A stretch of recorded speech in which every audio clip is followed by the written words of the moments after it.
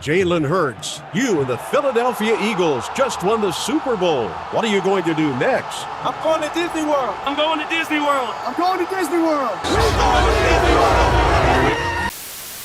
Man, football players really like going to Disney World. For decades, they've said this phrase immediately following a Super Bowl win, almost like it's the first thing on their mind. But do they really want to go to Disney World or Disneyland? I hate to burst the magic bubble here, but these guys are paid to say this. It's really just part of an elaborate ad campaign put on by Disney. So where did the phrase come from? Who was the first player to say it, and how did it become the yearly tradition that we all know today?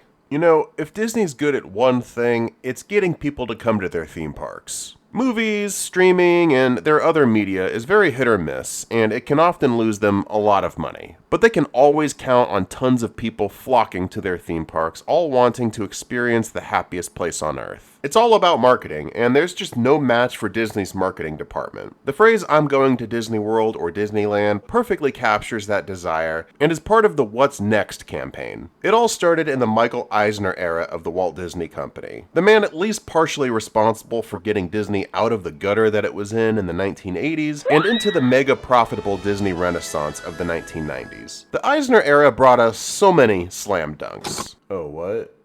Oh, right. Wrong sports reference, I guess. Yeah, let me reword that last part.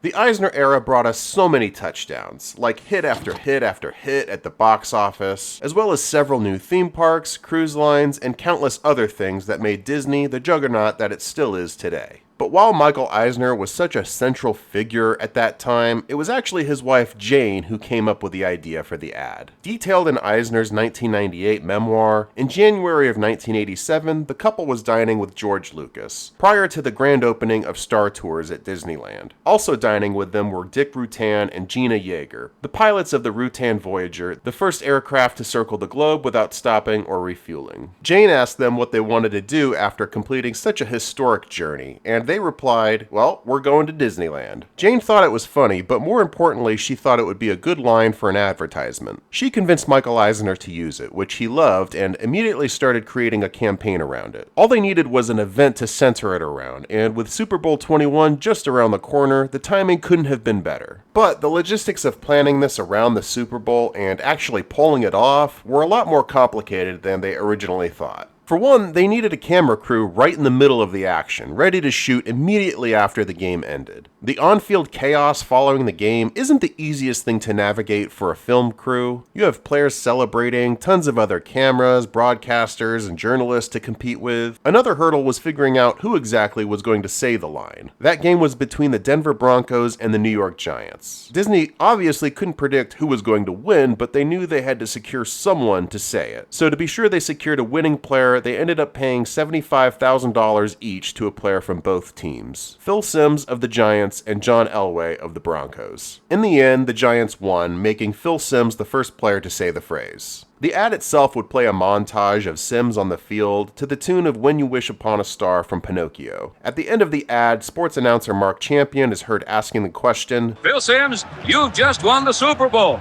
What are you doing next?" What am I supposed to say? I'm going to Disney? Walt Disney World and Disneyland. I'm going to go to Disney World. Of course, there were a few deviations from this in the following years. Perhaps most notable was at Super Bowl 25 in 1991, where O.J. Anderson of the New York Giants was given a choice to say the traditional line or dedicate the win to American troops fighting in the Gulf War. Anderson chose the troops.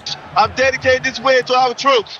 But the fun doesn't stop in the frenzy of the on-field celebration. After winning, the player is then hosted by Disney at the resort, usually the following day, and is featured in a big parade down Main Street. The campaign would continue to feature Super Bowl winners over the years, but would occasionally feature players from other sports. For example, Michael Jordan and the Chicago Bulls were featured in 1991, as well as Nancy Kerrigan in 1994 at the Winter Olympics. Hell, even Santa Claus for some reason said it after Disney's Christmas Day parade on ABC. And maybe the weirdest deviation was when American Idol winners said it. I'm assuming this was some sort of corporate synergy tactic to tie it in with the American Idol live show at Disney's Hollywood Studios. They tried it for a few years, but it just didn't stick for American Idol nor for any of the other sports like it did for the NFL. Whatever the reason may be, the campaign has endured for nearly 40 years. It's become such a core part of Disney's brand, as well as pop culture as a whole. The popularity of the phrase has led to champions of any kind saying the line,